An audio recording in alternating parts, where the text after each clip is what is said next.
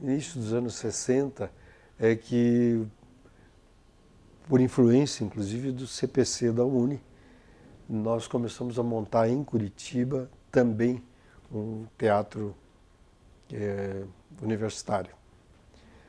E na realidade, nessa época, não pensávamos em escrever texto, era simplesmente uma repetição do repertório da UNE, do Teatro da UNE. Era uma época de grande agitação política, eram campanhas contra a caristia, por exemplo, movimento feminino, Dona Mimi, até hoje me lembro. Nós, em Praça Pública, Praça Tiradentes, Rui Barbosa, nos organizávamos e procurávamos ter uma visão mais global da influência do capital estrangeiro, da economia nacional, os obstáculos ao desenvolvimento independente do país. Era uma visão mais nacionalista e com uma forte conotação social. O que representava a inflação, a caristia para a maioria da população eram os temas que nos sensibilizavam. Com a influência do Valmor, nós passamos a ter uma visão do teatro como Camus, discussões mais centradas nesta problemática existencialista e que permitiam aprofundar uma abordagem que não só essa das figuras estereotipadas.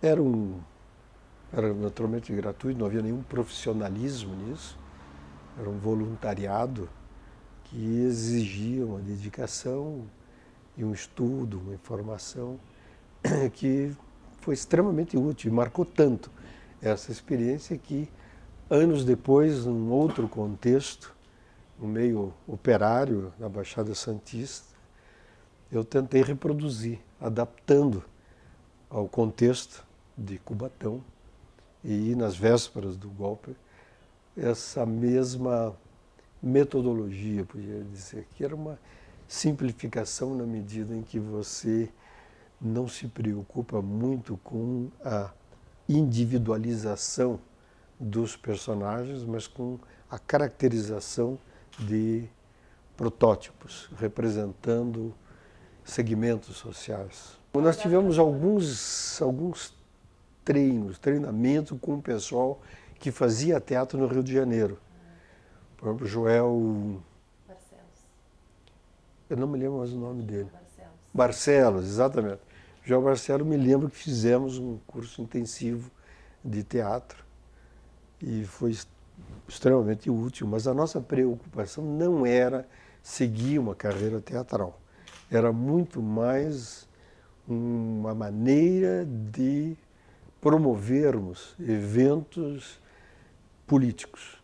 A intenção era puramente de agitação política.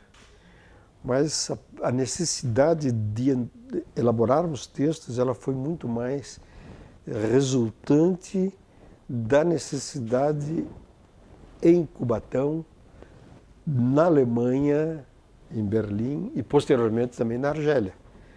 Isso aí, a própria realidade que ditava a necessidade de uma adequação a cada um dos contextos. Vocês não sendo todos atores, como é que vocês faziam isso? Discutiam, debatiam, depois começavam? Como que era?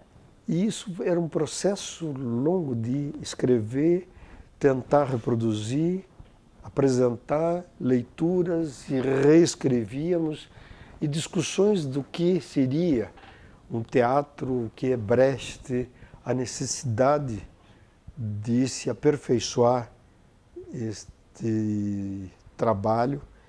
Foi sobretudo muito rico na Alemanha, onde nós tínhamos a participação de alemães que eram solidários conosco e que também ajudavam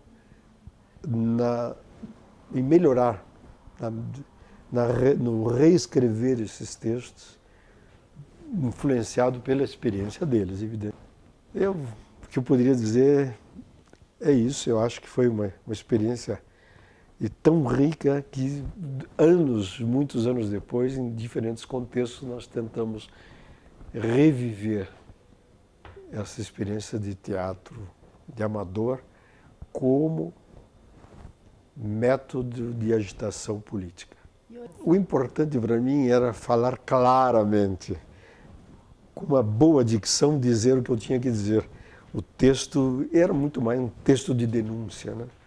Essa era a preocupação central. E Não tanto com a construção do personagem.